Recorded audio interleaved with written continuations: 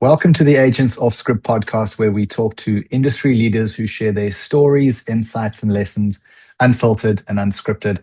I'm your host, Lawrence, and today I'm delighted to have with us Dietmar Kautschitz, founder and owner of SPI Project Management Services. Now, Dietmar brings a wealth of international project management experience, leading a company that transforms design intent into delivered reality across multiple geographies and languages. At SPI, he and his team focus on everything from precise logistics and departmental coordination to cost control and handover excellence. Dietmar, great to have you on the podcast today. Welcome. Dear Lauren, thank you very much for the invitation. Would you mind, for the sake of the listeners and the viewers, giving us a little bit more context around SPI? I positioned it to a certain degree, but I'm sure you can fill in some of the gaps. For sure. Thank you very much for giving me the stage. Yes, SPI. My name is Dietmar Kautschitz. I'm Austrian, but since a very long time out of the country. So I have established SPI, which is correctly named Special Projects International. I have founded this company in 2014 in Italy, and the reason was also because of Expo to go on an international trip, and later on in 2019 I established a company in Dubai. So the most of the works we are involved is Expo.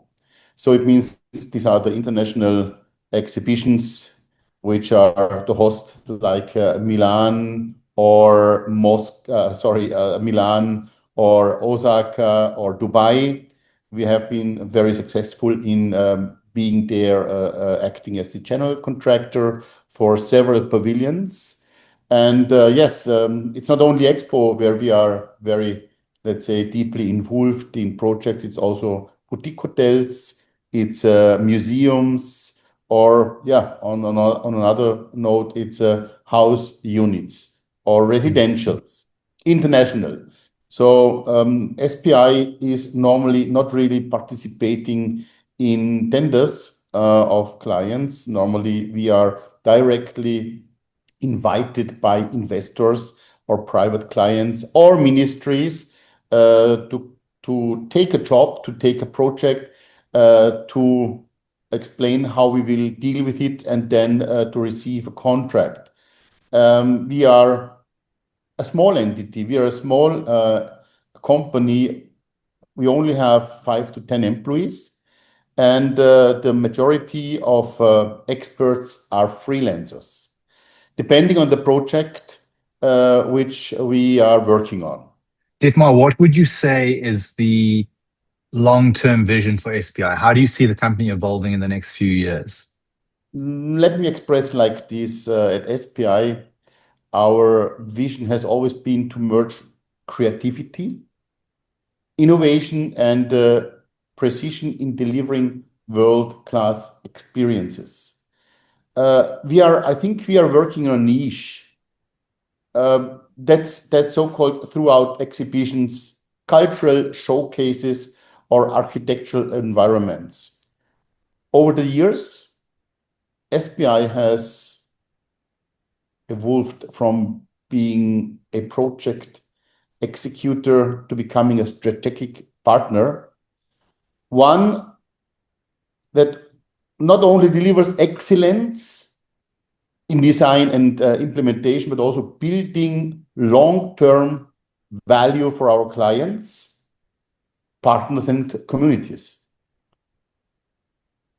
And I think this evolution reflects a shift in mindset from focusing solely on project delivery to embracing a broader leadership role in shaping narratives, sustainability, and cross-cultural collaboration. We have learned a lot of lessons. We have learned that true success lies not just in what we build, but in how we build, and with integrity, respect, and vision. Looking ahead, a couple of years, Success for SPI means continuing to expand our global footprint while deepening our local impact. And I want to call it again, we are in a niche.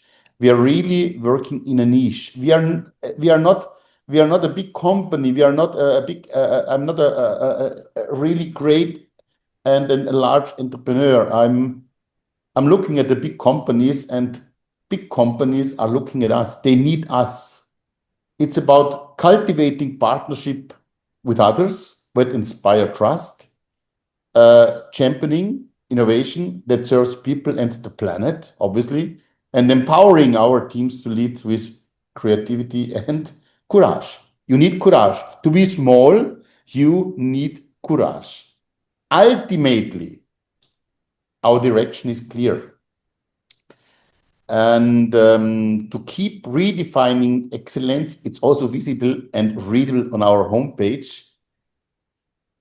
It's not a static achievement, but as a continuous commitment to progress, purpose, and partnership. Without partnership, we would be nowhere. So we cannot deal with anything when we would not have partnerships. And Dietmar, how do you balance maintaining SPI's core values as you've just defined them with the need to adapt to new markets and new technologies? I think technology in general is at the core of how SPI manages complex projects. Digital tools give us a real-time visibility, help coordinate teams across countries, and enable faster, more informed decisions. As an example, BIM, Building Information Modeling, for the one who doesn't know about this short word, there's no way to work without it. It's a must-have, it's a must to be implemented. It helps in everything, in the cost calculation, in the planning, in the execution. And the challenge comes when systems don't fully integrate or when too many tools create noise instead of clarity. So exactly the opposite can happen as well. You can have too many tools. Small project with a lot of tools doesn't work. You must use always the expert's brain. For us, the focus is balance. Using technology that truly supports collaboration and precision without losing the human judgment that drives great project management. Once more, small projects, experience counts. Larger project, nothing without special digital tools. Yeah, super interesting. And the next question is for you a little bit more personally. You obviously have a wealth of professional experience, and having operated SPI since 2014, that's also a pretty substantial period of time that the company's been operating for. How has your leadership style changed as you've grown as a person, but also as SPI as a company has grown? I think the most important fact to understand is we are in so many cultures, in so many different countries, where we cannot enter as the one just to be on the top. We have to respect cultures in all the different countries, like Japan, like Dubai, like Italy. Wherever we are working, the most important is listen first, learn, and then adjust. This has always been my focus, my priority, when I have been invited from clients to come to different countries where we are active. Especially Japan. Japan is a very, very, let's say, different culture when you have never been there. So it means working there, to come there and to knock the door and to change everything what they have done so far will not work. Of course, we are coming in every country as a guest. We have to listen how the market is working on one hand, but on the other hand, they have to listen to us, because otherwise the client would not request us to do a job in a country where we are not from. So it means leadership. I don't change my leadership. I have my focus. I'm really strong in my thoughts, but you have to be careful to accept cultures as they are, and you have to accept work procedures as they are. But after a while, let me call it also convincing others, they start to listen to you, because our approach might be very often very different from the approach what the different countries have in mind, like India. You can imagine going to India, you cannot come there and tell them, okay, now we need all the technical equipment we have in mind. You have to accept what is available, and you have to execute, to design, to execute, and to go ahead with material, with experts, with locals, whatever is on the market available. I think why I'm having a very good style of communication, style of collaboration with people, experts, companies from abroad. They are something. They are listening. They know there is coming someone with an experience, and also them. They want to learn something new. It's not something which we wanna learn them. We try to do our best in this way, because we are always clearly related to our client who is paying our bill. On the second part, we have to realize projects in the best way, how we can do it. Therefore, a huge flexibility is necessary. Yeah, super interesting, Dietmar. Thanks for those insights. So SPI works on projects that rely on precise coordination, and you've already alluded to project information management being crucial to your delivery. Could you give us a little bit more insights into what systems or processes have really been most critical in keeping your projects on track? I think, first of all, the most important fact is designing what the country has available regarding material, regarding financing, regarding the availability of experts. You cannot enter with any project to any country, because we put the wording sustainability in a very strong way on our front head. The most important fact is, coming there are rules, there are regulations, there are standards for project management. But if you go by the books, you will not reach your goal. You have to be very flexible how you're acting regarding project management, and how you're acting as a general contractor, because there are two feet which are with SPI. On one part, it's the project management, which we are contracted by clients to realize a project in the way of controlling, monitoring, taking care that the project will be delivered in time. And on the other hand, we are acting very often as a general contractor. So the client trusts us to do everything. So we are looking for the local general contractor, or local contractors, local suppliers, and we are monitoring, we are leading, we are the so-called dirigent in an orchestra to give them clear information and direction what they have to do for this project. The most fact in a project is the financing really well done? Are enough funds available from the beginning till the end, or is there some interruption, or is there something expected which will hold the project? I think not everybody is thinking about funds when he gets a contract. Our obligation is to make sure, if we are inviting companies to be with us, to work for us, to execute jobs, the most important fact is, yes, we are available to give them the necessary payments of bills which they will invoice. I will never enter into the topic that SPI has to go for a credit, to go for funds for the client. So we execute what the client wants to have, and they have to take care about the financing. On the other hand, a next very important classic factor is timing.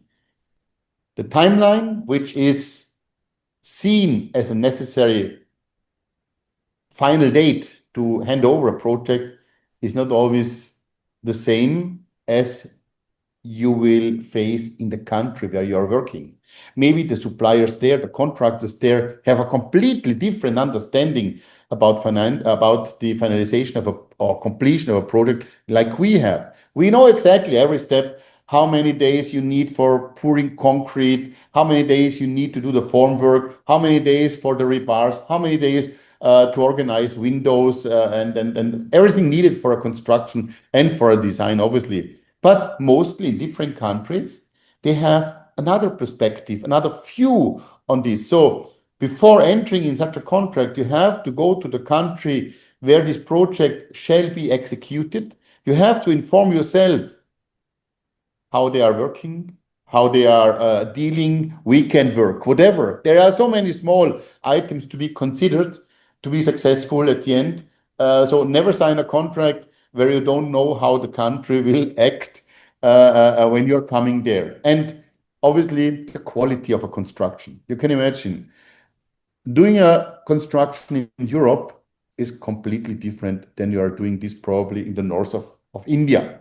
The quality is completely different. The expectations are different. You cannot force somebody to do something which he's never able to reach.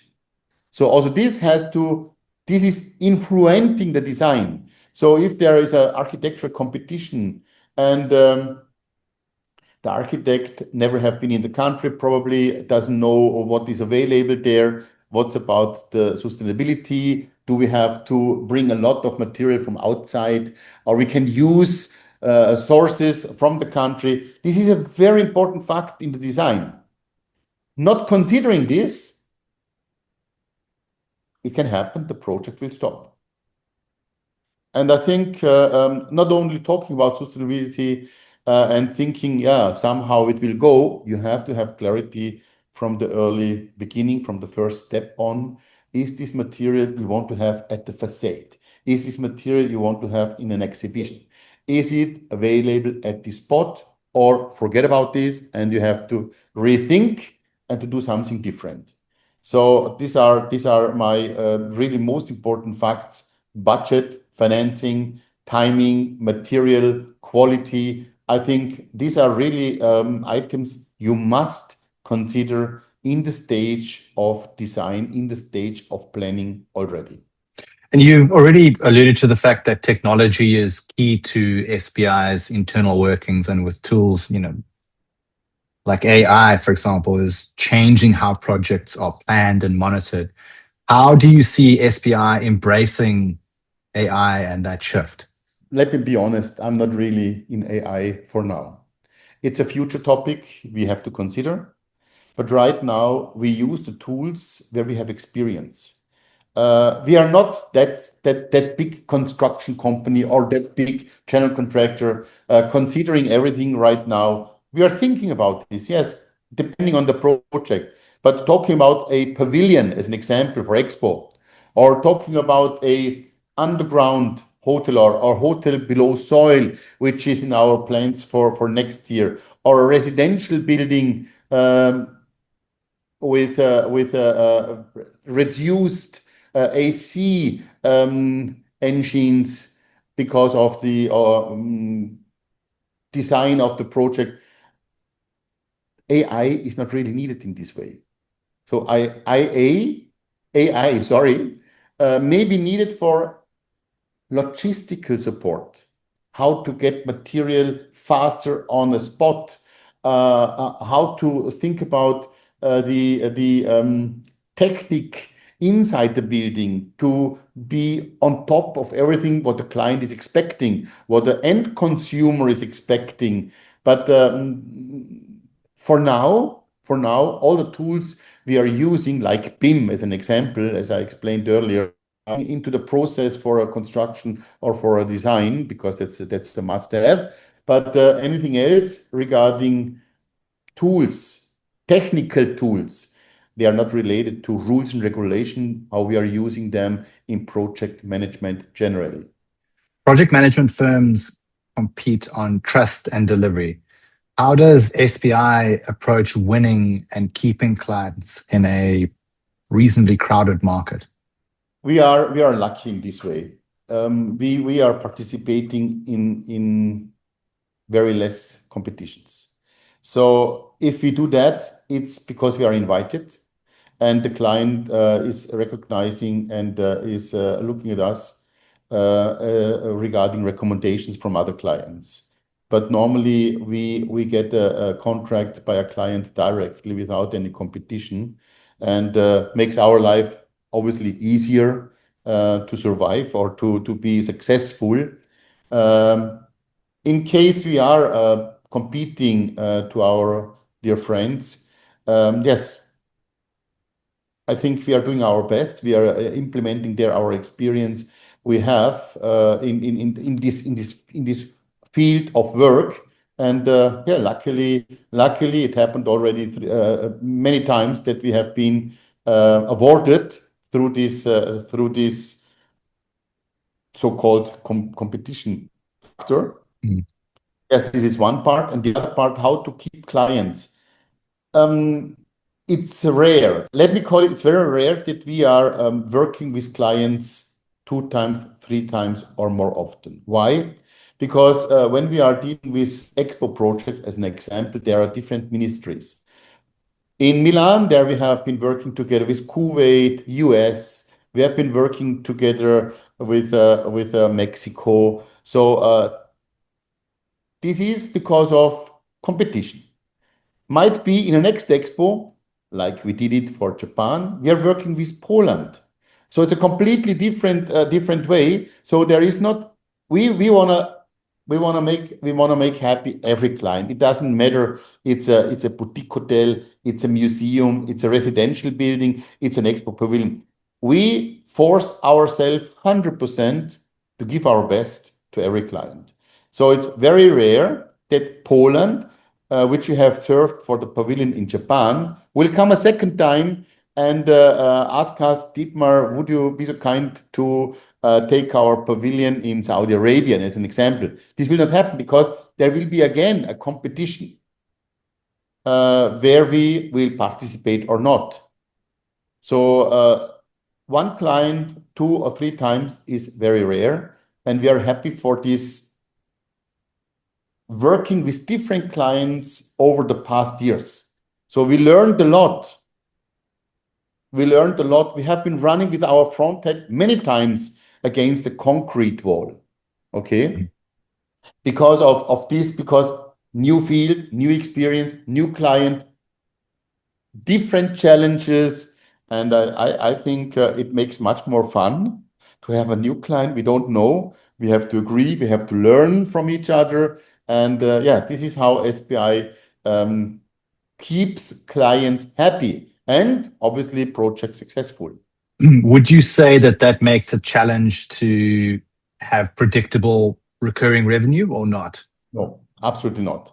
I think the client is looking for you and you are looking for the client. So if this so-called face-to-face meeting doesn't work, you will not enter into a contract. There must be always somehow a very nice smiling in both faces that we will collaborate. So I would never take a contract where I don't see, my God, who is this? So it's in the same way. When I'm looking for an employee, I have a meeting with him. I don't look to his CV because it makes no sense. What is written in the CV? It would take a long time to check and to review. I have a talk with him 5 minutes. I know right person, wrong person. If I meet a client, business dinner, business lunch, whatever, or somehow over a weekend because it's a larger project. It's all about talking each other. If you talk each other, you will know each other. I think this is the best experience you can have to agree for a contract or to disagree. Yeah, that's really sound advice, Dietmar. And if we look internally at the talent and culture within SPI, you've mentioned that it's a relatively small team and that you operate across different languages, different regions. How do you maintain a consistent culture and quality standard within the company? Generally, SPI focuses on building a strong cultural and scalable process that ensure consistent quality and effective collaboration across global teams. It must be mentioned that I have Italians, I have Japanese, I have Indian, I have German. So my employees and freelancers are coming from all over the world. Australia as well. An architect, I forgot about one gentleman working in the SPI is Australian. And at the same time, we are recognizing that sourcing the right experts, whether for temporary assignments or permanent roles, is not always easy. It's a very, very difficult procedure. By leveraging flexible talent strategy, global networks, and targeted recruitment practices, SPI is able to bring the right expertise to the right projects at the right time. Because the experts are not waiting for me. Because if they have a long-term job in a company, why they shall change if they know they can only work with Dietmar for 2 years? So it's very difficult to find right experts for temporary projects. It's much easier to find the right experts for long-term projects. And to keep SPI on a top level of project management players, it's important to find the right experts. And this is a challenge. This is much bigger challenge than to find the right project you would like to build. Okay, makes complete sense. And what have you learned about the kinds of people that thrive in your environment? I had big success with people bringing into my company. I had less success with some of them. It's always difficult to find the right one. That's not so easy because sometimes you are under pressure, time pressure to find the right experts for a temporary project. Might be that he hasn't a job right now, and it's a good time to get him as a freelancer. There are a lot of different experience. I have learned a lot through this approach to find the right person and to take the right person for a next project. But if such projects are abroad, far away from his home, far away from his family, kids, and everything, not everyone is happy to, first of all, share his experience on one hand, because you can imagine somebody with 20 years or 25 years is not the right person to go abroad for 3 years. It needs a certain age, it needs a certain experience. And on the other hand, after a while, after finalizing this project, everybody is happy to come home, and a family is taking him and will tell him, okay, this was the last time you have left the family to go abroad for huge projects. You have to be an individualist, and you have to be, let's say, not really in a partnership or not in a family. Then it makes sense and it makes decisions to go abroad and to be part of a huge project, to be part of SPI. It makes it much more easier. Those are some criteria that must be pretty tough to find the right person, as you say. Yeah, it sometimes it makes me headache. Absolutely. And I don't want to say it's very easy to find them. It's very difficult. But luckily, I had always a good feeling when I was looking for these freelancers, because You can imagine that it's not about my employees, it's about the freelancers you need for peaks, to cover peaks. When you have to build a pavilion, you have 1 year to spend a big amount of money for a ministry, to be ready for the opening, to make everything happening within short time, in a high quality, within the budget. You need really experts who have experience in such a challenge, and this is really not easy to organize. And Dietmar, if we take a step back and look at SPI as a whole, all of the moving parts, the sum of its moving parts, what would you say is working very well right now within the company? We have received a level where we have a great reputation. This is because we are working very hard. This is because when we sign a contract, we will deliver. Clients can trust us 100% that when Dietmar tells them we will do it, it will be done. No doubt what kind of challenges we expect, because we can always expect challenges. Nothing will go smoothly. And we have been running very often, and this is not a secret, running against the concrete wall with our front end, and then we stand up. We discuss with our suppliers what we can make better, how you can support us, how we can support you, and this makes us stronger. After every project, lesson learned makes us stronger, and we do it better in the next time. We implement lesson learned in the next project to find a way around, not to have let's say difficult times. And a follow on to that question, again, looking at SPI as a sum of all its parts, what areas of the company are not doing so well, or where are you seeing consistent friction points? To be honest, I don't see them right now. Because the most important fact is always before entering into a project, we have to look at the financials. Are the financials are good enough? Is our calculation good enough?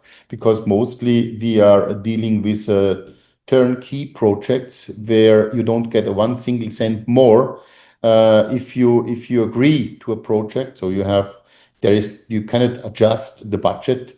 You have to implement your experience into the calculation, and you have to really I do not want to say to convince the client about this, but it's all about experience. And so far we are doing well. So far also we have a very good future regarding new projects in the pipeline, which we will start soon. So the challenging which SPI is facing is all about the experts I need to enter into new challenges.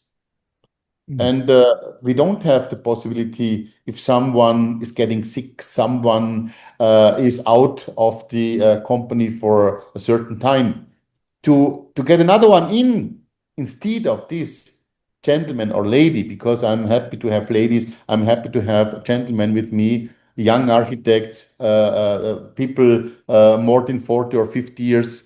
So there's a very colorful mix in SPI.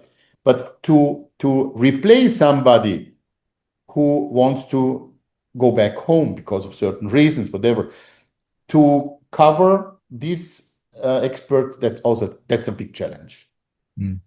While an execution of a project, or also while being in a preparation of a project.